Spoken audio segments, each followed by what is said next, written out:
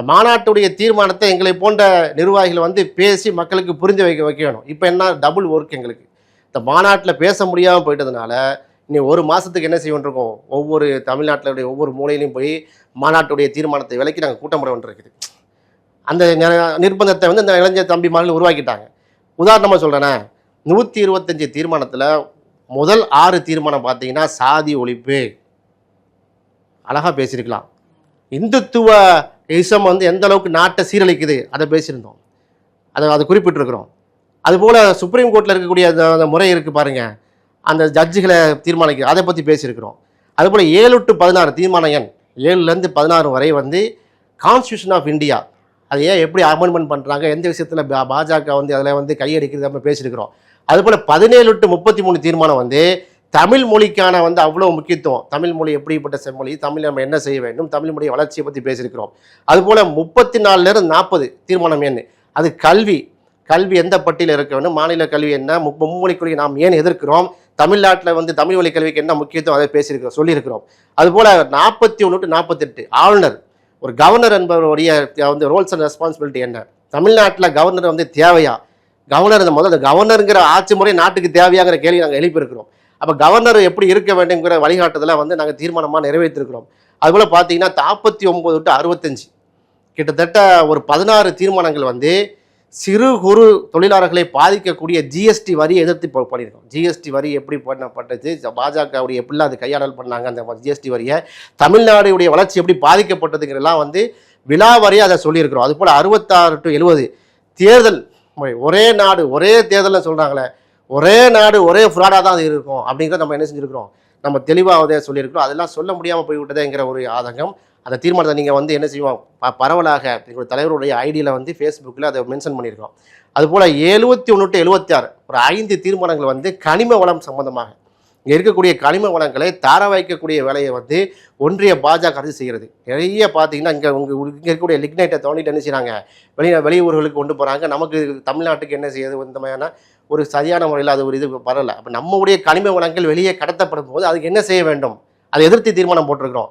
அதுபோல் கூட்டுறவு நிறுவனங்கள் 77 to 82 அணுசக்தி 83வது தீர்மானம் to 87 கிட்டத்தட்ட 4 தீர்மானங்கள் வந்து நம்ம தமிழ்நாட்டில் இயங்கக்கூடிய அணு மின் நிலையங்கள் இருக்குது. அது என்ன ப்ராசஸ் நடந்தாலும் தமிழ்நாடு கவர்மெண்ட்டுடைய நம்ம தமிழ்நாட்டுடைய அரசாங்கத்துடைய அந்த ஒப்புதல் இல்லாமல் அவங்களோட கன்சர்ன் இல்லாமல் நீங்கள் என்ன செய்யக்கூடாது, தான் தோண்டித்தம் நடக்கக்கூடாது. ஏன்னா எங்களுடைய லேண்டை தந்திருக்கிறோம், எங்களுடைய ப்ரொவிஷன்ஸ் தந்திருக்கோம், நாட்டுடைய வளர்ச்சிக்காக தந்திருக்கிறோம்.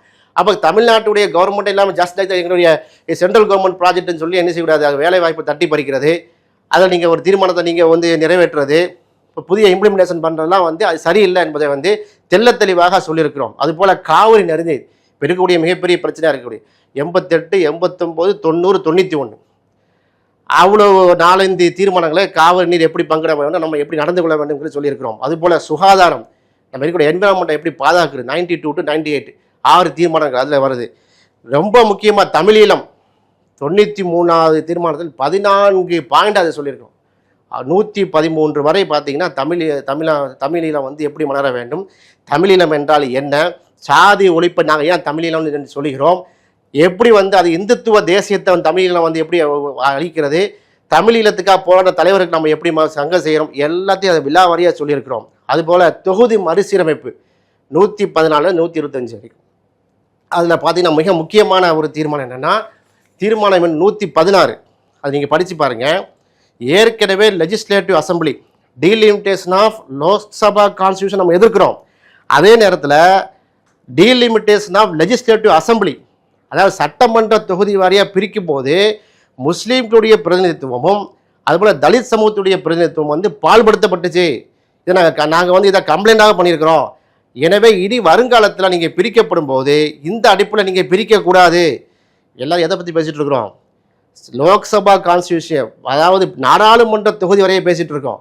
அதையும் நாங்கள் சொல்லிட்டு நீங்கள் லெஜிஸ்லேட்டிவ் அசம்பிளி ஒவ்வொரு மாநிலத்தில் இருக்கக்கூடிய அந்த சட்டமன்ற தொகுதியில் பிரிக்கக்கூடாது, என்ன செய்யக்கூடாது, சிறுபான்மை சமூகத்துடைய உரிமையை தட்டி பறிக்கக்கூடாது என்று இவ்வளோ தீர்மானங்களை நாங்கள் சொல்லியிருக்கோம். முத்தாய்ப்பா இந்த தீர்மானத்தை பேச விட்டு கேட்டிருந்தா அன்றைக்கி பெரிய கண்டென்ட் சார், தமிழ்நாட்டில் மிகப்பெரிய கண்டென்ட்டு.